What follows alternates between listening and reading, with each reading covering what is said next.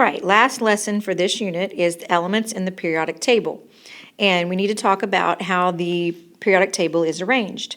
First of all, it is arranged into rows and columns by their chemical properties.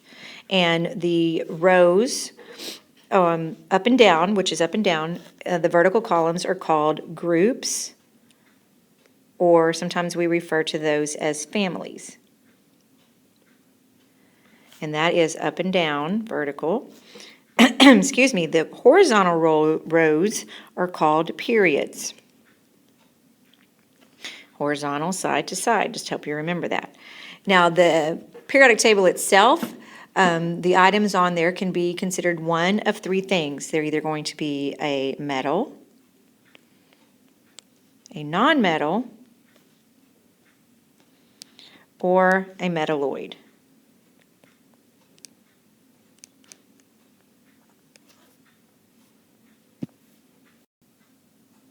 So let's discuss some of the properties that metals have. First and foremost, metals are very good conductors. And good conductors mean that they have the ability to conduct electric current or heat. We also consider metals to be shiny, or we call this having luster. So if you see that word luster, it basically just means shiny. Metals also have the ability to be hammered into a thin sheet, and we call this malleability. So I'm sure you've all seen aluminum foil that's very thin, so thin that you can tear it, and that's because it is a metal and it has the ability to be hammered into a thin sheet. And then they also have the ability to be pulled into a thin wire, and we call this being ductile. For instance, we have some copper wire showed here, which is often used in electrical work, but we also will sometimes have copper tubing that's used in air conditioning work. So again, they're conductors. They have luster, which means shiny. They're malleable, or have the ability to be hammered into a thin sheet, and they are also ductile, which means they can be pulled into a thin wire. As you would expect, nonmetals have completely different properties than metals. They are poor conductors, which means they will not conduct the electric current or heat. They are very brittle, which means that they break easily, and many of them are gases at room temperature. Things like oxygen and nitrogen, which you see here, are gases, and those are some of the nonmetals. And metalloids have characteristics of both metals and nonmetals. They are solids at room temperature, and some of them are used as semiconductors. And what a semiconductor is it will conduct a weak electric current, and that's why it's very useful in electronics. Here I'm showing silicon, and I don't know if some of you have ever heard of part of California being referred to as Silicon Valley, and that's because that's where a lot of the computer chips are made for your electronics, your iPads, your phones, that sort of thing. And the reason it is referred to as Silicon Valley is because silicon is what is actually used in those chips that they put in the electronic devices. Okay, so now we're going to label the periodic table so we know where some of these things are. First of all, let's start with the up and down. Remember we said vertical up and down. We call these the groups.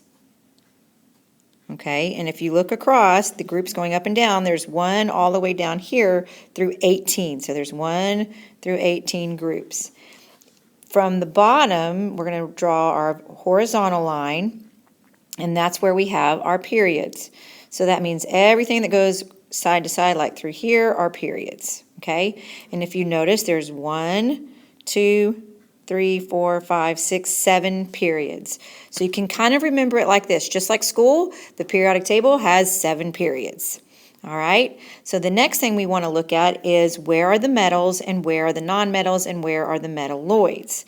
So the best way to do this, and some periodic tables will have these on there and some won't, so we are going to actually draw ours on there, and that is this zigzag line. So if you start with boron, and notice I'm making it a little bit thicker so you can see it.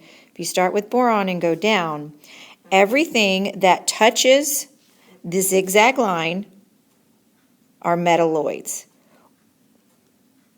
It has to touch the line to be a metalloid. Now, except aluminum. That's the one exception. except aluminum. Aluminum is actually a metal. And think about aluminum foil. It definitely conducts heat. It's definitely shiny, definitely malleable. It's a very thin sheet. So aluminum is the exception to that metalloid. Now, so the metals are all the way on the left side. Everything to the left of that zigzag line is a metal, except hydrogen. Okay, except hydrogen. Hydrogen is actually a gas. Okay, so we're gonna just say except hydrogen. Okay, and then everything on the right side of that zigzag line are the nonmetals. Running out of room here, sorry.